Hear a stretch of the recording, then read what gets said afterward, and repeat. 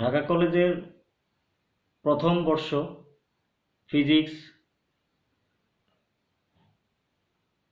Botany এবং জুলজির শিক্ষার্থীবৃন্দ, তোমাদের সকলকে শুভেচ্ছা জানাচ্ছি। তোমাদের একটি নন মেজর বিষয় রয়েছে, সেটি হলো ফান্ডামেন্টাল অফ কেমিস্ট্রি। এই ফান্ডামেন্টাল কেমিস্ট্রিতে মোট 16টি টপিকস রয়েছে। এই 16টি টপিক্সের মধ্যে আমরা আজকে অ্যাসিড বেস টপিক্সটি নিয়ে আলোচনা করব। সেটি হলো তোমাদের 10 নম্বর টপিক্স। প্রিয় শিক্ষার্থীবৃন্দ, আমি প্রথমে আমার পরিচয় দিয়ে নিচ্ছি। আমি নকুল চন্দ্র পাল, সহকারী অধ্যাপক রসায়ন, ঢাকা কলেজ। প্রিয় শিক্ষার্থীবৃন্দ, আমরা আমাদের আজকের আলোচনায় রেখেছি acids and bases, Bronsted Lowry concept, Lewis concept and acid base equilibrium. আমরা প্রথমে আসব অ্যাসিড এবং বেসেস, অর্থাৎ অ্যাসিড কাকে বলে এবং বেস কাকে বলে। সাধারণত কোন ধরনের পদার্থগুলোকে আমরা অ্যাসিড বলি, কোন ধরনের পদার্থগুলোকে আমরা বেস বলি, এগুলো তোমরা নিচের ক্লাস থেকেও একটু জেনে আসছো।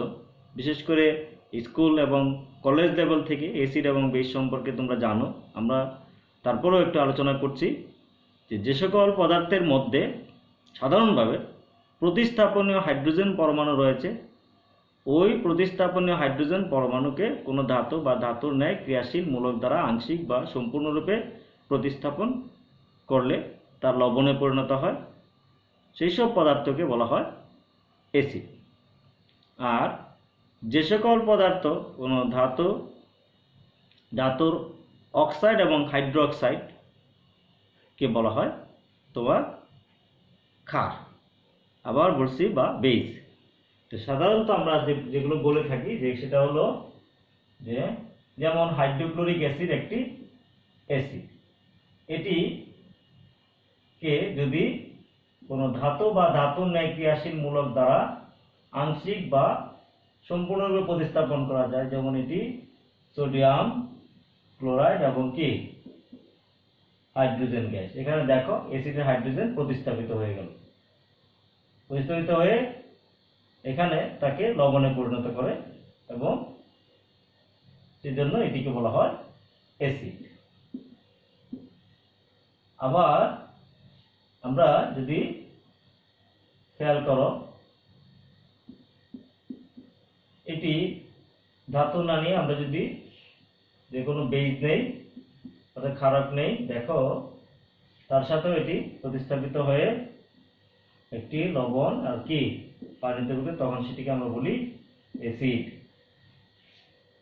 আবার তাদেরকে ক্ষারক বলা হয় ধাতুর অক্সাইড এবং হাইড্রোক্সাইড, যেমন calcium oxide, calcium hydroxide, sodium hydroxide, potassium hydroxide, এগুলো হলো তোমার কি ক্ষার বা বেস।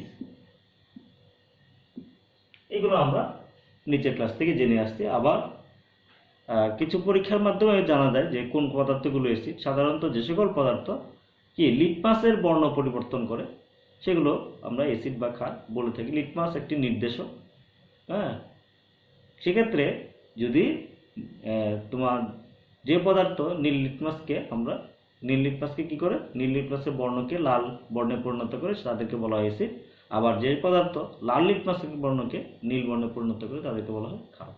এইভাবে আমরা অ্যাসিড ক্ষারক সম্পর্কে ধারণা নিয়ে আসছি। কিন্তু আমাদের এই উপরের শ্রেণীতে আমাদের এই অ্যাসিড এবং বেসগুলোকে কয়েকটি কনসেপ্টের মাধ্যমে তাদেরকে সংজ্ঞায়িত করা হয়। সেগুলো কি কি আমরা একটু জানব। প্রথমে আসি আরহেনিয়াস কনসেপ্ট। আরহেনিয়াস কনসেপ্ট এটি কি? আরহেনিয়াস কনসেপ্ট নাম্বার 1, দেখো Arrhenius concept of acids and bases সেক্ষেত্রে দেখো আরেনিয়াস কনসেপ্ট অ্যাকর্ডিং টু আরেনিয়াস কনসেপ্ট যে সকল পদার্থ জলীয় দ্রবণে আয়নিত হয়ে হাইড্রোজেন আয়ন দিতে পারে তাদেরকে বলা হয় অ্যাসিড আবার বলছি অ্যাসিড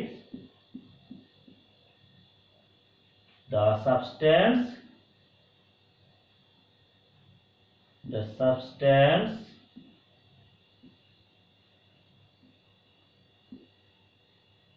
which dissolved in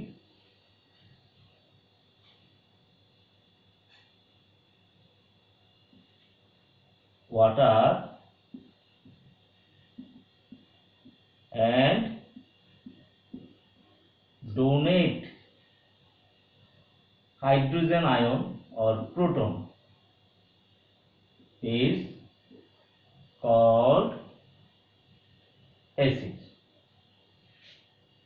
এটি খেয়াল রাখো যে the substance which dissolve in water and donate hydrogen ion is called acid যেমন মনে করো যদি হাইড্রোক্লোরিক অ্যাসিড নাও এটি যদি তুমি পানিতে দ্রবীভূত করো তাহলে সেক্ষেত্রে কি হবে হাইড্রোজেন আয়ন হবে ইকুয়ালস আর কি ক্লোরাইড আয়ন হবে এটি মূলত কিন্তু রিঅ্যাকশনটি এরকম যে এই যে হাইড্রোজেন ক্লোরাইড কে যখনই তুমি পানিতে দিবে সে পানি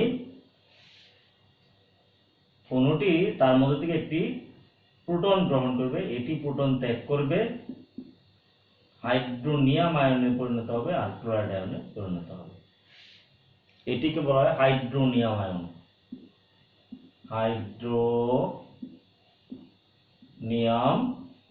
আয়ন বিশেষ করে পানির মধ্যে এই তোমার এই প্রোটনের কিন্তু কোনো রকম অস্তিত্ব নেই যদিও এখানে বলা হচ্ছে যে তোমার এই যে সকল পদার্থ সাধারণত পানিতে বা জলীয় দ্রবণে কি প্রোটন দান করবে অর্থাৎ আয়নিত হয়ে হাইড্রোজেন আয়ন দান করবে তাদেরকে বলা হয় অ্যাসিড এরকম আমরা অনেক জানি সেগুলো হলো যেমন sulphuric acid nitric acid carbonic acid ethanoic acid formic acid ইত্যাদি হলো অ্যাসিড এগুলো হলো অ্যাসিড এরা সবাই জলীয় দ্রবণে আয়নিত হয়ে হাইড্রোজেন আয়ন দান করবে আর base according to Arrhenius theory base the substance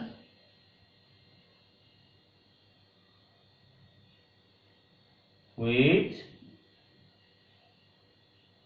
dissolve in water and donate hydroxyl ion is called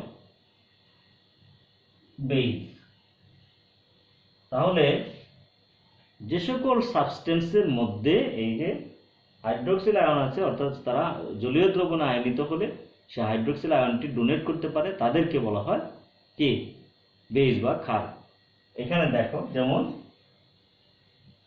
sodium hydroxide এটি যখন পানিতে আয়নিত হয় সেক্ষেত্রে কি হয় দেখো সে সোডিয়াম আয়ন ইকুয়ালস আর হলো হাইড্রোক্সাইড আয়ন অর্থাৎ সে হাইড্রোক্সাইড আয়ন ডোনেট করে ঠিক একইভাবে পটাশিয়াম হাইড্রোক্সাইড সে পটাশিয়াম আয়ন ইকুয়ালস আর কি হাইড্রোক্সাইড আয়ন ইকুয়ালস তাহলে তোমরা দেখতে পাচ্ছ যে এই সোডিয়াম হাইড্রোক্সাইড একটি বেস পটাশিয়াম হাইড্রোক্সাইড একটি বেস অর্থাৎ যাদের মধ্যে হাইড্রোক্সাইড আয়ন আছে সেগুলো কিন্তু অর্থাৎ ধাতুর হাইড্রোক্সাইডগুলো সেগুলো বেস কারণ এগুলো পানিতে দ্রবীভূত হলে হাইড্রোক্সিল আয়ন কি করতে পারে ডোনেট করতে পারে তাহলে এই যে আরএনএস মতবাদ অনুসারে খেয়াল করো যে অ্যাসিড প্রোটন ডোনেট করে আর বেস হাইড্রোক্সিল আয়ন ডোনেট করে তাহলে আমরা একদম সংক্ষেপে লিখে ফেলি অ্যাসিড কি donate proton in key aqueous medium, in aqueous medium, R base donate hydroxyl ion in aqueous medium। এইখানে দেখো যে দুই জায়গায় aqueous medium, এখানে এই according to Ernest concept aqueous medium ছাড়া কোনো সাবস্টেন্স কি অ্যাসিড এবং বেস হিসেবে কাজ করতে পারে না। তাহলে দিস ইজ দ্য লিমিটেশনস। তাহলে আমরা দেখবো এখানে limitations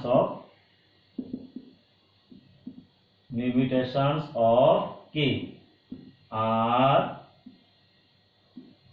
Arrhenius concepts। Limitations of Arrhenius concept কি? Number one কি? It is necessary to the কি water medium। এটা দেখো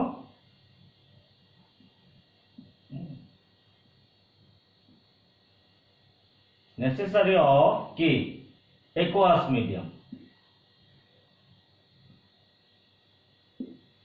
aqueous medium-এর উপস্থিতি ছাড়া হবে না। নাম্বার 2 খেয়াল রাখো যে যাদের এখানে হাইড্রোক্সিল আয়ন নাই, যাদের যে সকল মলিকুলের মধ্যে the substance which do not have any hydroxyl ion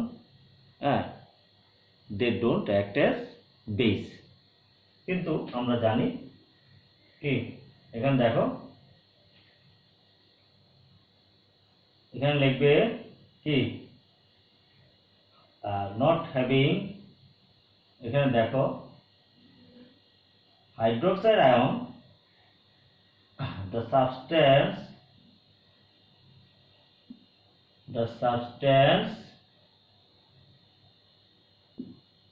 is not having hydroxyl ion in its molecule do not act as base।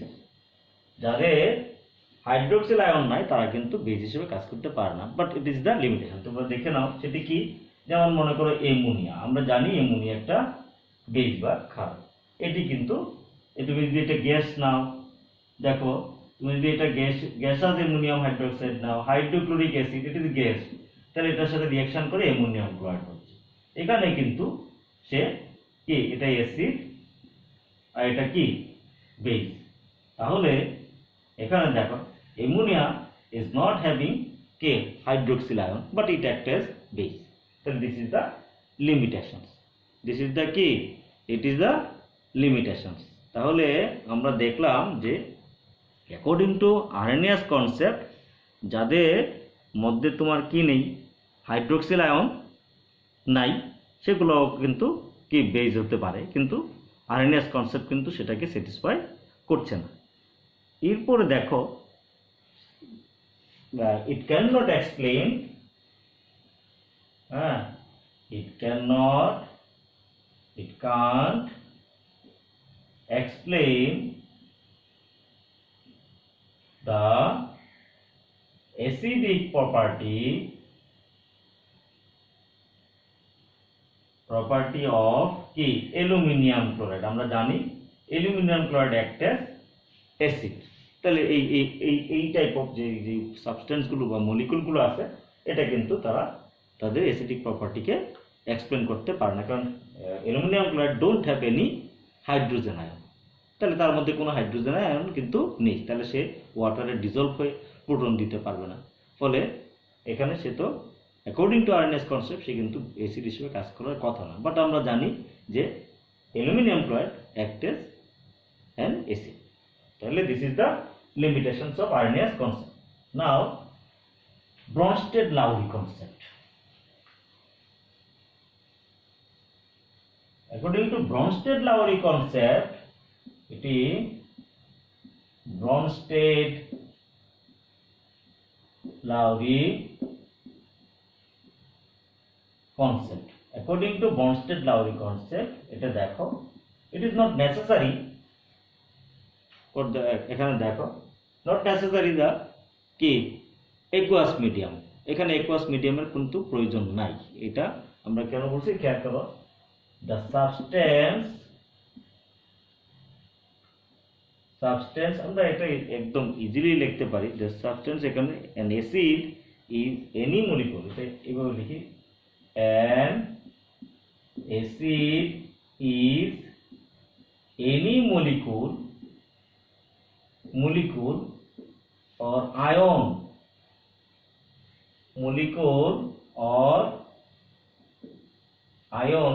এটি হতে পারে that can donate proton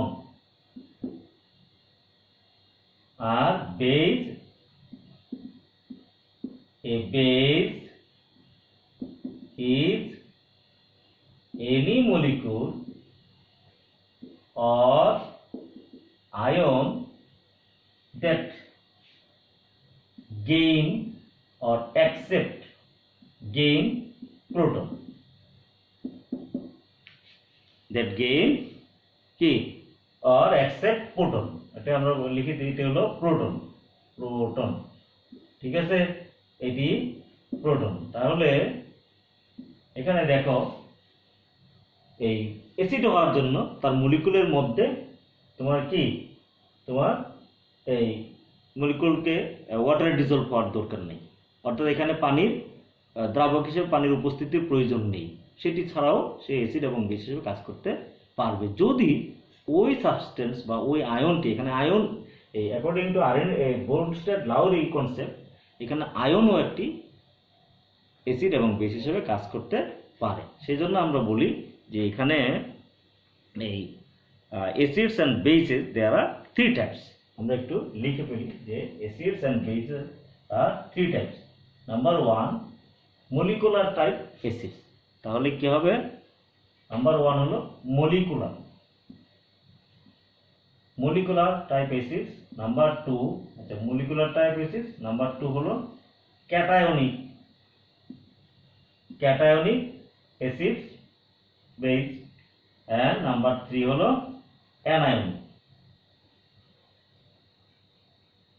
anionic কি তোমার অ্যাসিডস এন্ড বেসেস। আমরা একটু উদাহরণ দিলেই বুঝবে সেটি। যেমন আমরা যদি লিখি এখানে acid according to Bronsted-Lowry theory, molecular type acid যেগুলো, যেমন মনে করো hydrochloric acid, sulphuric acid, nitric acid, এরা হলো মলিকুলার টাইপ অ্যাসিড। যেমন তোমার phosphoric acid, water molecule, phosphoric acid, water molecule, এখানে একটা acid, it is the molecular type হচ্ছে।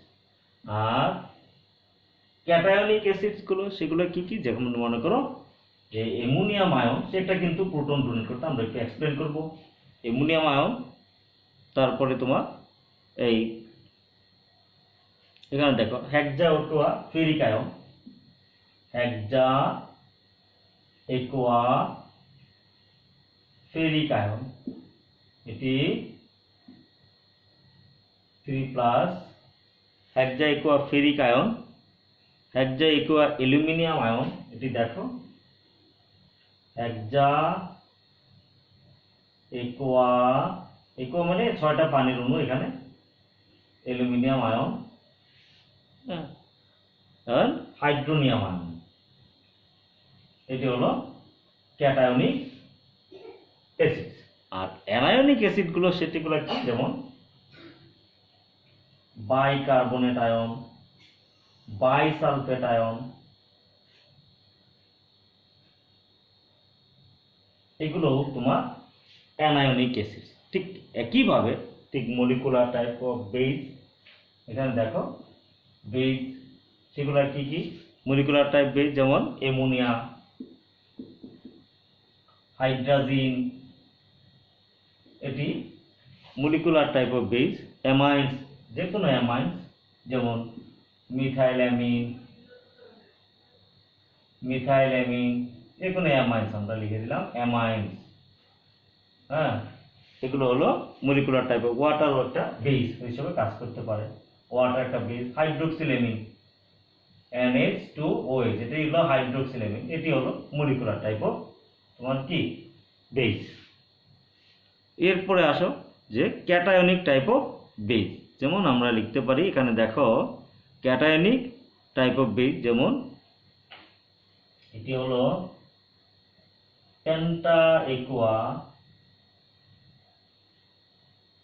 পেন্টাএকুয়া হাইড্রোক্সো প্যারাসায়ন, যেটা এই যে হাইড্রোক্সো, এটি 2+ প্যারাসায়ন, এটি হলো ক্যাটায়নিক বেস। আবার পেন্টাএকুয়া, এখানে দেখো পেন্টাএকুয়া অ্যালুমিনিয়াম হাইড্রোক্সো, এটা দেখো পেন্টাএকুয়া হাইড্রোক্সো অ্যালুমিনিয়াম আয়ন, এগুলো হলো তোমার ক্যাটায়নিক বেস হিসেবে কাজ করতে পারে।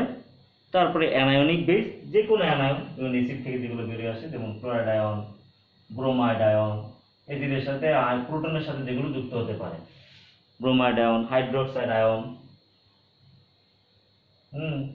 সালফেট আয়ন, কার্বনেট আয়ন, এগুলো সবই তোমার অ্যানায়নিক বেস। এগুলো কি? Anionic base. এবার আমরা দেখব যে এরা কিভাবে অ্যাসিড এবং বেস হিসেবে কাজ করে। এখন দেখো যে অ্যাকর্ডিং টু ব্রনস্টেড-লাউরি অ্যাসিড, আবার খেয়াল করো প্রোটনের সংখ্যার উপর, কয়টা প্রোটন দান করতে পারে তার উপর বেসিস করে কিন্তু তাদেরকে আবার একটা ক্লাসিফিকেশন করা হয়। তাদেরকে কোনোটাকে বলা হয় মনোপ্রোটিক, যাদের, যেমন এটি হলো মনোপ্রোটিক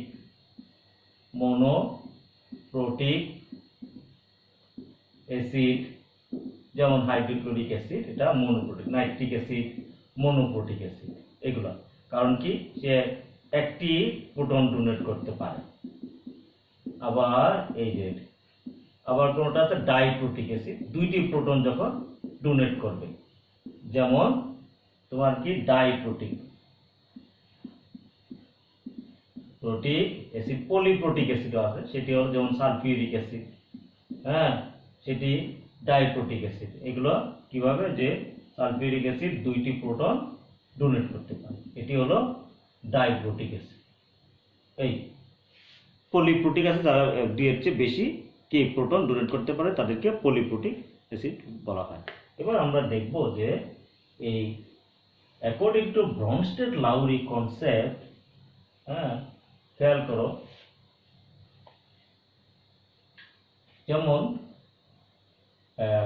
কোন একটা আয়ন, সেক্ষেত্রে আয়নও আমরা জানি এখানে কি করে এই সে প্রোটন ডোনেট করতে পারে, প্রোটন গেইন করতে পারে। তাহলে আমরা একটু দেখে নিই অ্যাকর্ডিং টু ব্রনস্টেড-লাউরি। যেমন হাইড্রোক্লোরিক অ্যাসিড যখন ওয়াটারে ডিজলভ হয়, এটি দেখো এটি হাইড্রোনিয়াম আয়নে পরিণত হয়, আর এটি ক্লোরাইড। একটু আগে আমরা দেখছি এটা কিন্তু একটা অ্যাসিড আর এটা একটা বেস। তাহলে এটা যদি অ্যাসিড হয়, তাহলে এটা অ্যাসিড, আর এটা কি? এটাও একটা অ্যাসিড, এটি একটা বেস, ওয়াটার একটা বেস। তাহলে দেখা যাচ্ছে যে এই যে যখন হাইড্রোক্লোরিক অ্যাসিড সে প্রোটন ডোনেট করে, সে কিন্তু আরেকটা অ্যাসিড স্পেসিস তৈরি করে। তাহলে দেখা যাচ্ছে যে এই যে অ্যাসিড বেস, এই রিঅ্যাকশনের মধ্যে দুই জোড়া অ্যাসিড, এক জোড়া অ্যাসিড এবং এক জোড়া বেস, এক জোড়া অ্যাসিড এক জোড়া বেস, কিন্তু একে অপরকে তখন এদেরকে বলা হয়, যেমন এটা যদি আমরা বহুমুখী সাইন দিই, এইটা আবার বিক্রিয়া করে কিন্তু এই হাইড্রোক্লোরিক অ্যাসিড এবং পানি উৎপন্ন করতে পারে। সেজন্য এদের এই হাইড্রোক্লোরিক অ্যাসিডের এখানে দেখো সে চেঞ্জ হয়ে কিসে পরিণত হলো? ক্লোরাইড আয়নে। এটাকে বলা হয় এর কনজুগেট বেস, আর এটি যদি আমরা অ্যাসিড 1 দেই, এটা কনজুগেট বেস 1, আর এটি যদি বেসিড 2 দাও, এটি বেস 2। এরা আবার একটা কনজুগেট অ্যাসিড বেস তৈরি করতে পারে। তাহলে দেখা যাচ্ছে এদেরকে বলা হয় conjugate acid base base pair, অর্থাৎ অনুবন্ধী অম্ল ক্ষারক যুগল। তাহলে এই যে অ্যাকর্ডিং টু ব্রনস্টেড-লাউরি থিওরির মধ্যে দেখা যাচ্ছে একটা অ্যাসিড যখন কি প্রোটন ডোনেট করে দেয়, প্রোটন ডোনেট করে সে যে রাসায়নিক পদার্থে পরিণত হয় তাকে বলা হয় তার কনজুগেট বেস। আবার বেস প্রোটন গেইন করে যে রাসায়নিক পদার্থে পরিণত হয় সেটি হলো তার কনজুগেট অ্যাসিড। এটি দুই, এখানে দেখো এক জোড়া, এটি এক জোড়া একটা কনজুগেট অ্যাসিড, দুই জোড়া কনজুগেট অ্যাসিড বেস পেয়ার। তাহলে দুই জোড়া অ্যাসিড বেস পেয়ার থাকে। এটি আমরা দেখে নিলাম অ্যাকর্ডিং টু এই ব্রনস্টেড-লাউরি থিওরি, যে তোমার এই এখানে দেখো যে উপধর্মী হিসাবে কাজ করতে পারে কোনো কোনো রাসায়নিক কি তোমার সত্তা বা আয়ন। যেমন আমরা দেখি যে পানি, ওয়াটার অ্যাক্ট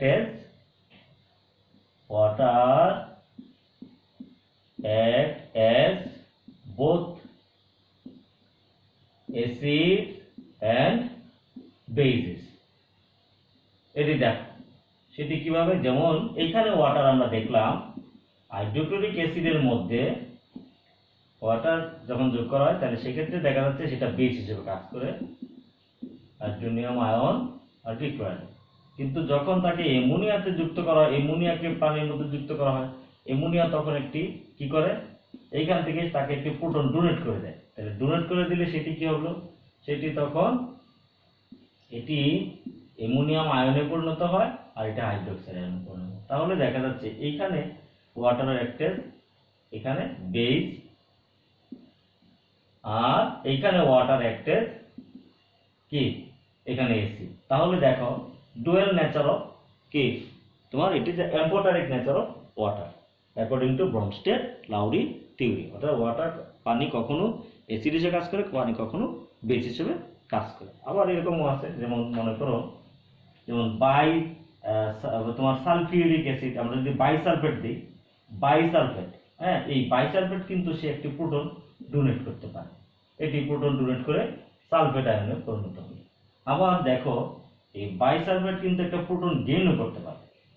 তাহলে বাইসালফেট যখন প্রোটন গেইন করে তাহলে সে কিসে পরিণত হবে, তখন দেখো সে এই যে এটি সালফিউরিক অ্যাসিডে পরিণত হবে। তাহলে যখন সে প্রোটন গেইন করে সে তখন বেস, আবার এটি যখন প্রোটন ডোনেট করে তখন সে অ্যাসিড। তাহলে this is the amphoteric nature of bisulphate. তাহলে অ্যাকর্ডিং টু ব্রনস্টেড-লাউরি থিওরি কোনো আয়ন বা কোনো কি মানে বস্তু কি করতে পারে, অ্যাসিড এবং বেস উভয় হিসেবে কাজ করতে পারে, অর্থাৎ অ্যাম্ফোটারিক নেচার থাকে। এবার আমরা দেখব যে তোমার এই যে কনজুগেট অ্যাসিড বেস তৈরি হলো, যে তাদের মধ্যে স্ট্রং অ্যাসিড এর কনজুগেট বেস উইক বেস, আবার মানে উইক অ্যাসিডের কনজুগেট বেস স্ট্রং। সেটি আমরা একটা এক্সপ্লেন করবো একটা উদাহরণ দিয়ে, সেটি দেখো। যেমন হাইড্রোক্লোরিক অ্যাসিড আমরা জানি একটি স্ট্রং অ্যাসিড, আচ্ছা স্ট্রং অ্যাসিড এবং স্ট্রং বেস কি এইগুলো আমরা একটু এখানে জেনে নিই। তাহলে সেটি হলো স্ট্রং অ্যাসিড। স্ট্রং অ্যাসিড বলতে যেটি বোঝায় যে আমরা যদি অ্যাকর্ডিং টু আর্নিয়াস কনসেপ্ট দিই তাহলে সেক্ষেত্রে বলতে হবে যে সকল বস্তুগুলো পানিতে আয়নিত হয়ে, অর্থাৎ পানিতে সম্পূর্ণরূপে আয়নিত হয়ে হাইড্রোজেন আয়ন দান করে তারা হলো স্ট্রং অ্যাসিড। যে সকল অ্যাসিড জলীয় দ্রবণে সম্পূর্ণরূপে আয়নিত হয় তাদেরকে বলা হয় স্ট্রং অ্যাসিড। আবার যে সকল অ্যাসিড জলীয় দ্রবণে সম্পূর্ণরূপে আয়নিত হয় না, অর্থাৎ খুব কম পরিমাণে হাইড্রোজেন আয়ন উৎপন্ন করে, তাদেরকে বলা হয় উইক অ্যাসিড। তাহলে এই এখানে যদি তুমি দেখো এটি যদি একটা স্ট্রং অ্যাসিড হয়, স্ট্রং অ্যাসিড কারা, যেমন hydrochloric acid, sulphuric acid, nitric acid, এগুলো একদম স্ট্রং অ্যাসিড। কারণ কি এরা দেখবে এদের আয়নের সময় আমরা একমুখী তীর চিহ্ন দেই, এটি তোমার নাইট্রিক অ্যাসিড, এটা এরা হলো স্ট্রং অ্যাসিড, কেন এরা সম্পূর্ণরূপে আয়নিত। কথাটা হলো যে তুমি যদি এখানে 1 মোল মানে হাইড্রোক্লোরিক অ্যাসিড নাও, দ্যাট মিনস 1 মোল, আমরা জানি এই 1 mole any substance contain Avogadro's number of কি মলিকুল। তাহলে যদি অ্যাভোগাড্রোস নাম্বার অফ, এখানে হাইড্রোজেন পরমাণু থাকবে, এখানে অ্যাভোগাড্রোস নাম্বার অফ ক্লোরাইড পরমাণু থাকবে, তাহলে দেখা যাচ্ছে এটাও 1 মোল হবে। হ্যাঁ, যদি 100% আয়নিত হয়, যদি এরা কি হবে 100% আয়নিত হয়, তাদেরকে বলা হয় স্ট্রং অ্যাসিড। যেমন এখানে তুমি এটাও 100% আয়নিত, এটাও 100% আয়নিত। অর্থাৎ তুমি যদি এটা 1 মোল নাও, নাইট্রিক অ্যাসিড যদি 1 মোল নাও, প্রোটন পাবে 1 মোল এবং নাইট্রেট পাবে 1 মোল। হ্যাঁ, এটি যদি 1 মোল হিসেবে তুমি সালফিউরিক অ্যাসিড নাও, এটা পাবে 2 মোল প্রোটন, আর এটি পাবে 1 মোল কি তোমার সালফেট। তাহলে দেখা যাচ্ছে যে সকল বস্তুগুলো পানিতে কি সম্পূর্ণরূপে আয়নিত হয় তাদেরকে বলা হয় কি স্ট্রং অ্যাসিড বা কি শক্তিশালী অ্যাসিড। তাহলে আমরা এখানে দেখছি যে এই হাইড্রোক্লোরিক অ্যাসিড যে সবসময় প্রোটন ডোনেট করতে চায় এবং সম্পূর্ণরূপে প্রোটন ডোনেট করতে চায়। তাহলে প্রোটন যদি ডোনেট করতে চায়, তাহলে ক্লোরাইড আয়ন প্রোটনের সাথে থাকতে চায় না, অর্থাৎ ক্লোরাইড আয়ন প্রোটনের সাথে যুক্ত হতে চায় না। তাহলে যদি আমরা এই ক্ষেত্রে খেয়াল করি যে হাইড্রোক্লোরিক অ্যাসিড যদি একটা স্ট্রং অ্যাসিড হয়, তার যে কনজুগেট বেস সেটি উইক বেস হবে, কারণ সে তো প্রোটন ডোনেটই করতে চায় না, মানে ডোনেট করে দিতে চায় সে। তাহলে ক্লোরাইড আয়ন প্রোটনের সাথে ফার্দার যুক্ত হতে চায় না। প্রোটন ফার্দার যুক্ত হতে চায় মানে কি, তার প্রোটন গ্রহণের ক্যাপাসিটিটা কম। তাহলে প্রোটন গ্রহণের ক্যাপাসিটি মানে ক্ষমতা কম, বলে কি তার শক্তি কম। তাহলে আমরা বলতে পারি একটি স্ট্রং অ্যাসিডের কনজুগেট বেস দুর্বল।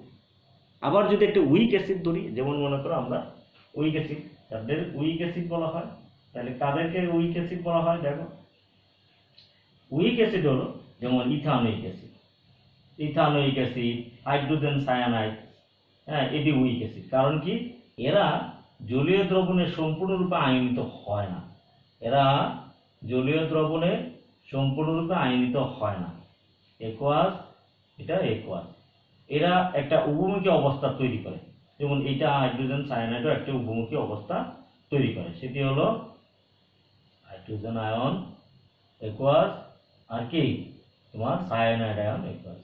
তাহলে এরা এরা সম্পূর্ণরূপে আয়নিত হয় না মানে কি, এদের মধ্যে কিছু পরিমাণে অআয়নিত বস্তু থেকে যায়। এদেরকে জলীয় দ্রবণ যোগ করলেও এরা সম্পূর্ণরূপে, এই যে প্রতিস্থাপনে হাইড্রোজেনটা আছে, এই যে হাইড্রোজেন আয়ন সে তার মধ্যে রেখে দেয়, পুরোটাও সে ছাড়ে না।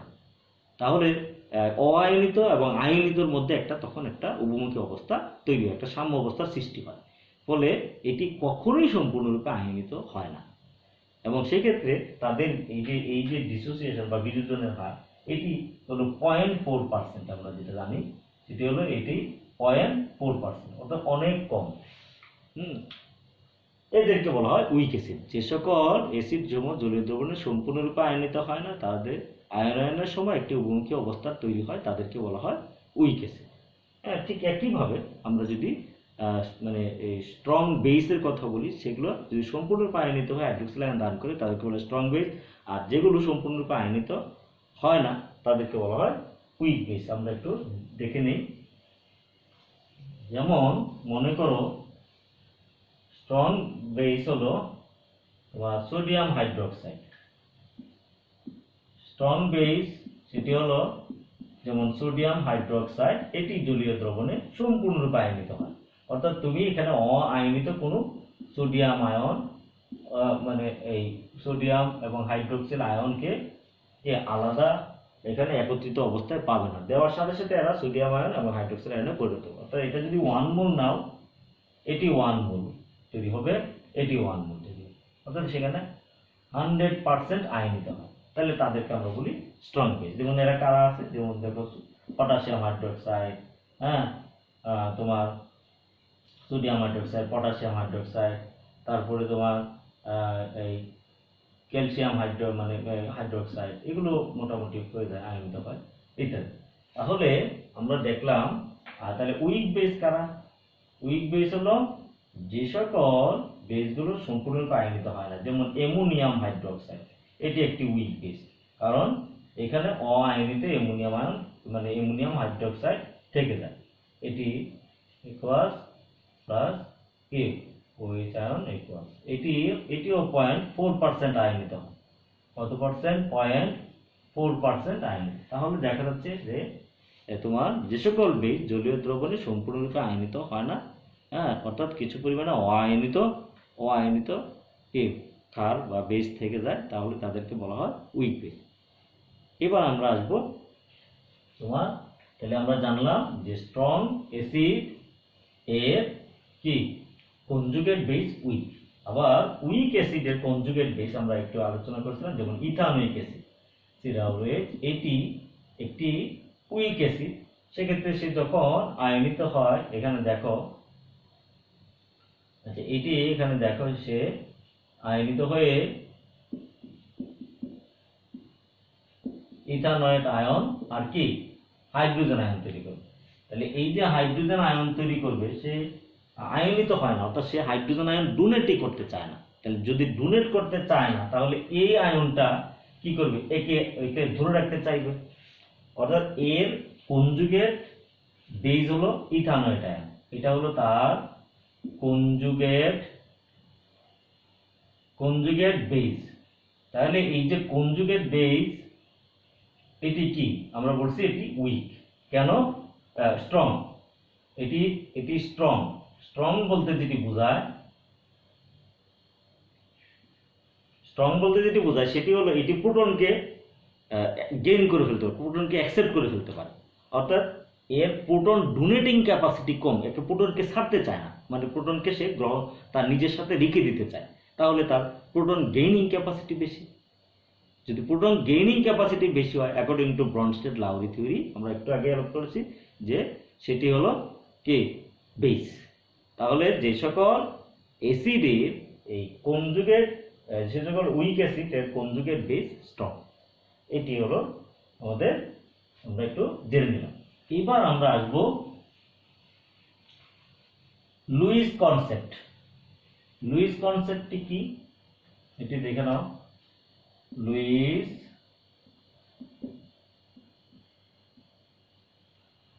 Lewis concept of K acid and base। এটি দেখো যে লুইস কনসেপ্ট হলো অ্যাসিড, এটি ইলেকট্রন পেয়ার অ্যাকসেপ্টর আর অ্যাসিড। এটা হলো an acid and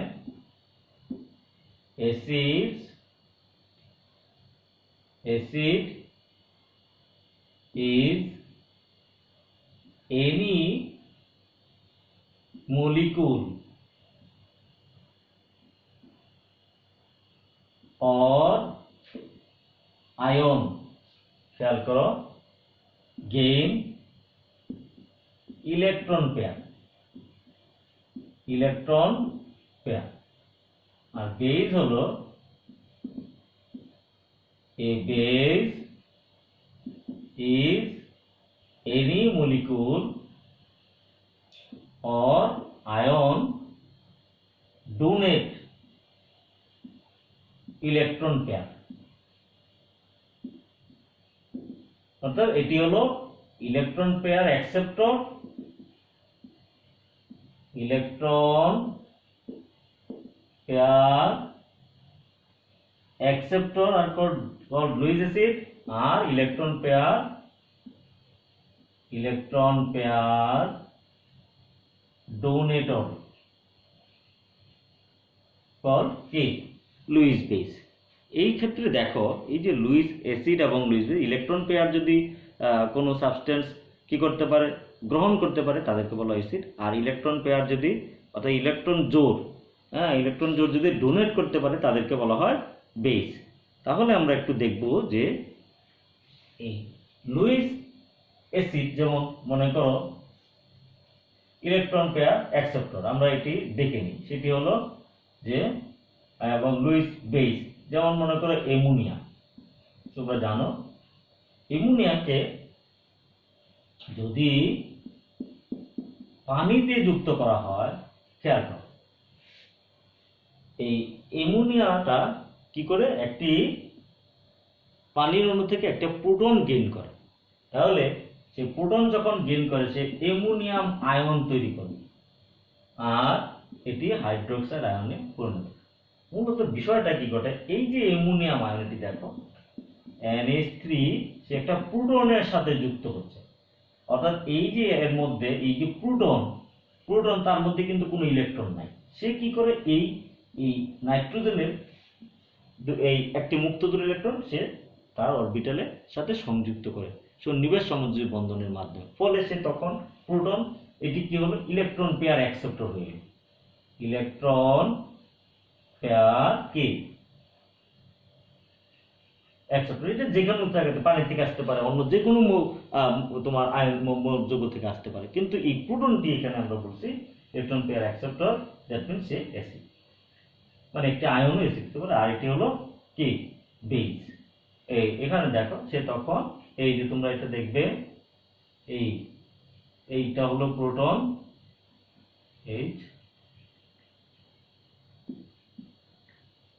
এটা হলো অ্যামোনিয়াম আয়ন। তাহলে এখানে দেখা যাচ্ছে যে সে ইলেকট্রন পেয়ার কি করলো, ইলেকট্রন পেয়ার গেইন করলো, আর এটা electron pair donator, electron pair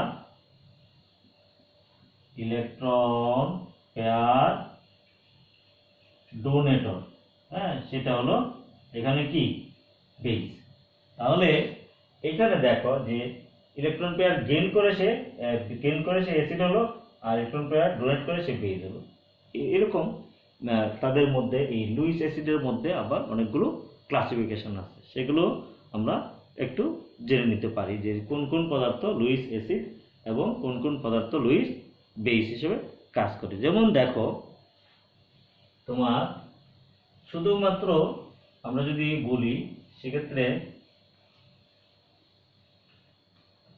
Luis অ্যাসিডের ক্লাসিফিকেশন এখানে আমরা যদি লিখি কাইন্ডস অফ লুইস অ্যাসিড,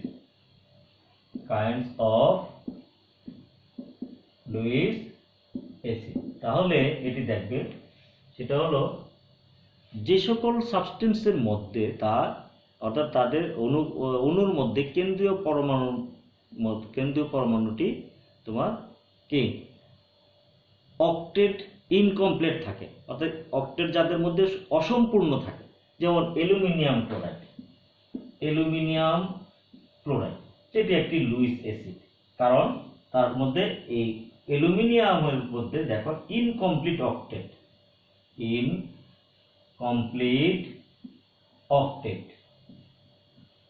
ফলে কি হয় এই যে অসম্পূর্ণ যদি অক্টেট থাকে, হ্যাঁ তখন তারা ইলেকট্রন পেয়ার গেইন করতে পারে। সেটি যেমন তোমরা দেখবে যেমন বোরন ট্রাইফ্লোরাইড সেটিও একটি লুইস অ্যাসিড, কারণ এটা ইনকমপ্লিট অক্টেট, এটি ইনকমপ্লিট অক্টেট। তাহলে ইনকমপ্লিট অক্টেট থাকলে তারা কি করতে পারে, যাদের মুক্তজোর দেওয়ার সক্ষমতা আছে তাদের সাথে সে যুক্ত হয়ে যৌগ গঠন করতে পারে। যেমন আমরা দেখতে পাই যে এই যে বোরন ট্রাইফ্লোরাইড কিন্তু তোমার কি করে সে তোমার অ্যামোনিয়ার সাথে যুক্ত হতে পারে।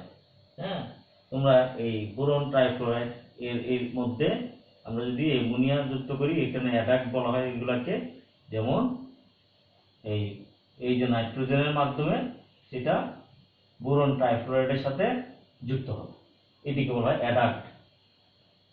এগুলো কিন্তু একটা তোমার বস্তু আর কি, যেমন এটা তখন এটা হলো লুইস অ্যাসিড আর এটা হলো লুইস বেস। আবার তোমরা জানো, তোমরা ফিডেল কাপ অ্যালকাইলেশন রিঅ্যাকশন দেখবে, সেক্ষেত্রে দেখবে যে অ্যালুমিনিয়াম ক্লোরাইড মিথাইল ক্লোরাইডের সাথে রিঅ্যাকশন করে।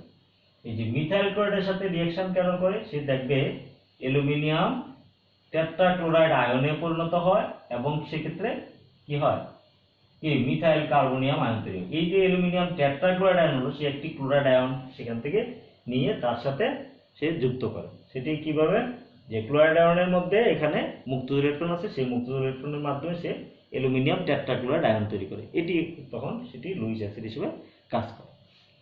এইভাবে আমরা দেখতে পাই এগুলো লুইস অ্যাসিড। আবার দেখো নাম্বার 2 হলো কোন ধাতব আয়ন, মেটাল ক্যাটায়ন। নাম্বার 2 হলো মেটাল ক্যাটায়ন, যেমন মনে করো সিলভার আয়ন। সেটি লুইস অ্যাসিড হিসেবে কাজ করতে পারে। কিভাবে? যে সিলভার অ্যানায়ন এটি যদি তোমার সায়ানাইড আয়নের সাথে যুক্ত হয়, সায়ানাইড আয়ন এখানে কি করবে, সে লোন পেয়ার দিবে তাকে, সে তখন ডাইসায়ানো আর্জেন্টেট ডাইসায়ানো আর্জেন্টেট আয়ন তৈরি করে। এই যে ডাইসায়ানো আর্জেন্টেট আয়নটা তৈরি হলো, সেটি কিন্তু এই ক্যাটায়ন, এই যে এখানে দেখো মেটাল ক্যাটায়ন, তার সে ইলেকট্রন পেয়ার গেইন করে। তাহলে ইলেকট্রন পেয়ার এই গেইনিং এর মাধ্যমে সে কি করতে পারে, তোমার কি সে একটা কমপ্লেক্স কম্পাউন্ড ফর্ম করে, তখন সে লুইস অ্যাসিড হিসেবে কাজ করে। আবার বিপরীত ক্রমে আমরা দেখতে পাই যে দেখো এই যেমন পরে আসি, এই যে সায়ানাইড, সে কিন্তু একটা বেস, সে কি লোন পেয়ার ইলেকট্রন মানে ডোনেট করে, তাহলে এই যে মুক্ত ইলেকট্রন সে দান করে, ফলে সে কি তখন বেস, এবং সে হলো অ্যানায়নিক বেস। কি এই যে দেখো অ্যানায়নিক বেস হিসেবে কাজ করে লুইস অ্যাসিডে। লুইস অ্যাসিড এটা হলো যেমন ক্যাটায়নিক মেটাল ক্যাটায়ন, এটি ক্যাটায়নিক লুইস অ্যাসিড, আর এটা অ্যানায়নিক লুইস বেস। আবার নিরপেক্ষ অণু যাদের মধ্যে দেখবে তোমার, যেমন মনে করো আমরা যদি দেখি এই যে এখানে CH2 ডবল বন্ড CH2, এই যে পাই ইলেকট্রন আছে, একটা সিগমা একটা কি পাই, এই যে ইথিনের মধ্যে পাই ইলেকট্রন, সেটি ক্লোরিনের সাথে যখন যুক্ত হয়, সে কি করে লোন পেয়ার ইলেকট্রন কি করে, এখানে দেখবে সে এখানে ইলেকট্রন গেইন করে, মানে ইলেকট্রন ডোনেট করে, তাহলে সে তখন আবার কি লুইস বেস হিসেবে কাজ করতে পারে। অর্থাৎ যাদের এই যে পাই ইলেকট্রন সে কি করতে পারে, ডোনেট করে দিতে পারে। তাহলে পাই ইলেকট্রন যখন ডোনেট করবে, তারা তখন কি হিসেবে কাজ করবে, লুইস বেস হিসেবে কাজ করতে পারবে। এটি আমরা দেখতে পারি, এবং এটাই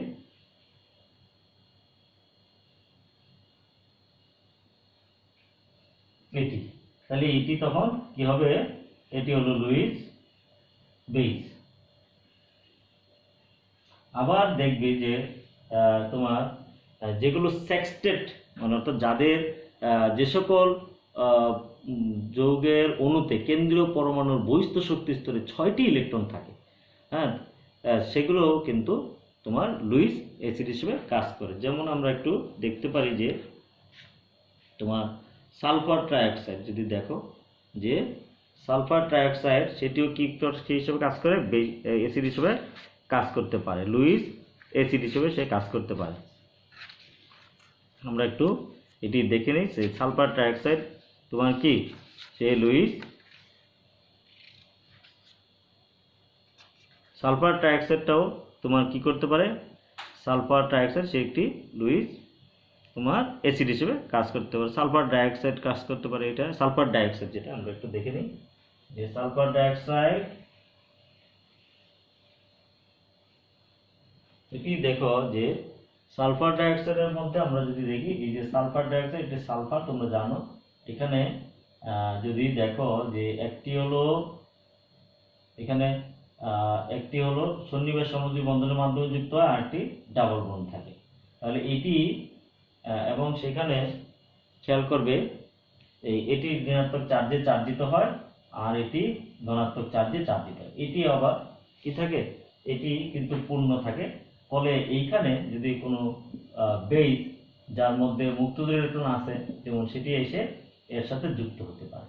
যেমন সালফার ডাইঅক্সাইডকে যদি তুমি পানিতে দাও, তাহলে সেক্ষেত্রে কি হবে, বা যে কোনো লুইস বেসের সাথে সে এই হাইড্রোক্সাইড আয়নের সাথে যুক্ত হয়ে সালফিউরাস অ্যাসিড তৈরি করে ফেলবে। দেখো সেটি হলো এস, এখানে দেখবে তখন সেটি কি হবে, এই যে ও, এটা হলো OH, এইটি তৈরি করে ফেলবে। হ্যাঁ, এরকম আরেকটা হাইড্রোক্সাইডের সাথে যুক্ত হয়ে সে কিন্তু সালফিউরাস অ্যাসিডে পরিণত হয়ে যাবে। তাহলে এই যে আমরা দেখলাম যে এই সালফার ডাইঅক্সাইডও একটি কি লুইস সে এখানে লোন পেয়ার ইলেকট্রন গেইন করছে, তাহলে সে হলো লুইস অ্যাসিড। এই ছিল তোমার মোটামুটি লুইস কনসেপ্ট অফ কি অ্যাসিড এবং বেস। তাহলে লুইস কনসেপ্ট অনুযায়ী কি যারা মুক্ত ইলেকট্রন গ্রহণ করতে পারে তাদেরকে বলা হয়, যারা ইলেকট্রন জোর গ্রহণ করতে পারে তাদেরকে বলা হয় অ্যাসিড, আর ইলেকট্রন জোর দান করতে পারে তাদেরকে বলা হয় বেস। এবার আমরা আসবো কি তোমার অ্যাসিড বেস ইকুইলিব্রিয়াম। আমরা জানি যে তোমার আর্হেনিয়াস কনসেপ্ট অনুসারে যে সকল মানে কি যে সকল সাবস্টেন্স পানিতে দ্রবীভূত হাইড্রোজেন আয়ন দান করে তাদেরকে বলা হয় অ্যাসিড। আমরা যদি এরকম একটি মৃদু অ্যাসিড নেই, তাহলে যেমন HA, সেটিকে যদি আমরা পানিতে দিই, তাহলে পানিতে সে আয়নিত হয়ে কি করবে, হাইড্রোনিয়াম আয়ন তৈরি করবে, আর কি তোমার অ্যানায়ন তৈরি করবে।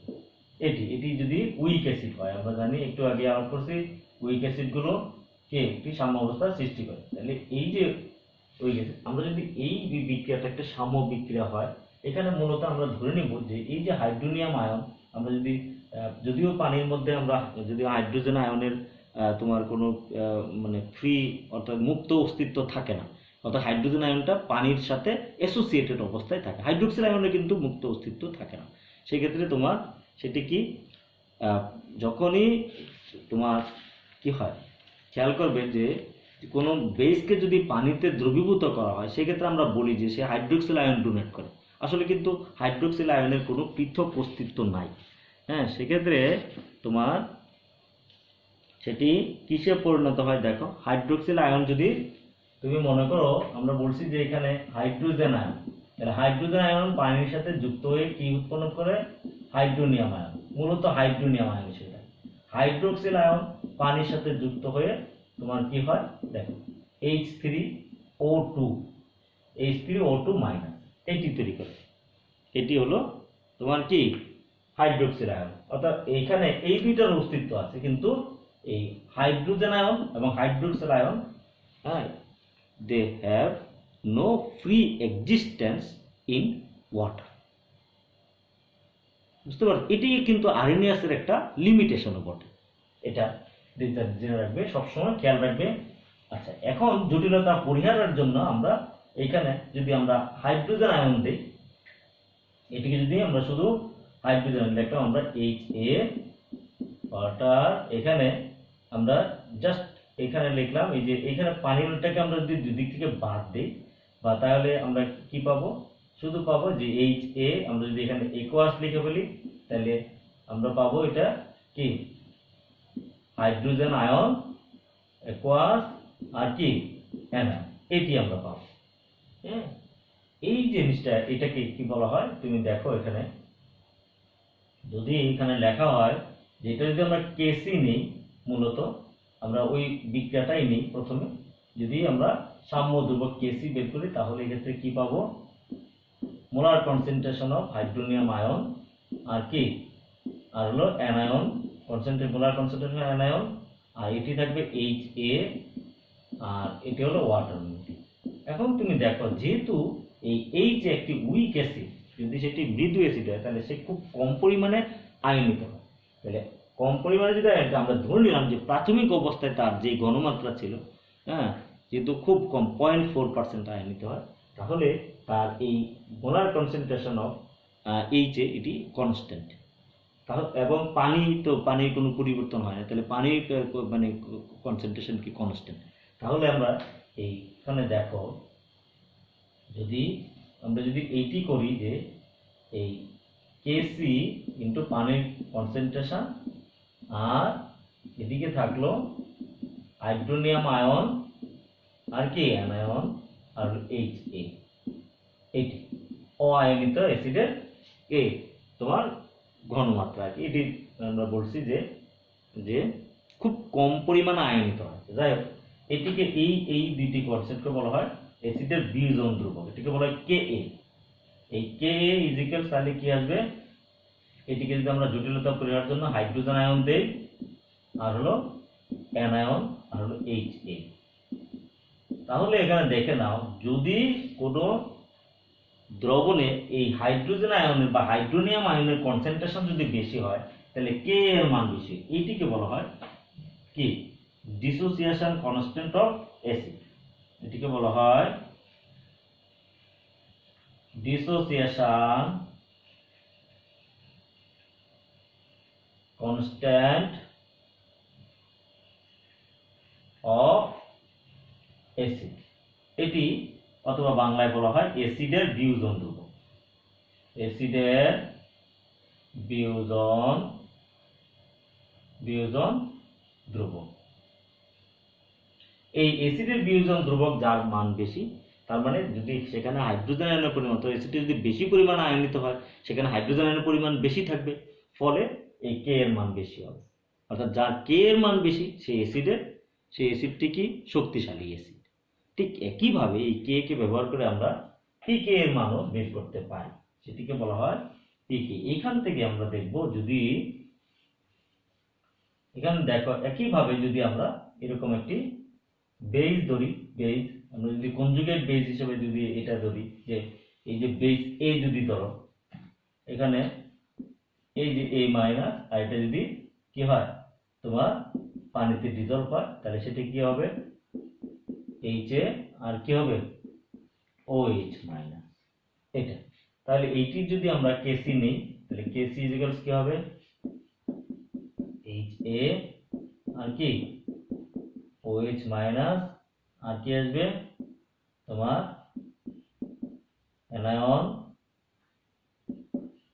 তাহলে H2। তাহলে এখানে দেখা যাচ্ছে এই যে কেসি ইন্টু H2 এই কনসেন্ট্রেশন, এটা বেস থাকলো, বেসের এটা যে কোনো বেস, কনজুগেট বেস নিলাম আমরা, যেহেতু তাদের উইক মানে এইগুলা উইক বেস থাকবে, তাহলে সেটি কি এইচ এ, আর কি ও এইচ মাইনাস। তাহলে এটিকে বলা হয় কেবি, এটিকে বলা হয় বেসের বিয়োজন। অর্থাৎ সেখানে যদি হাইড্রোক্সিল আয়নের কনসেন্ট্রেশন যদি বেশি হয় তাহলে কেবি এর মান বেশি হয়। এটি হলো এইচ এ, আর কি ও এইচ মাইনাস, এটি এ মাইনাস।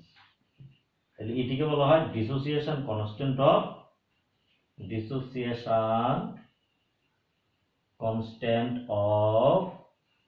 বেস। এইখানে এটিকে বলা হয় ক্ষারের বিয়োজন ধ্রুবক,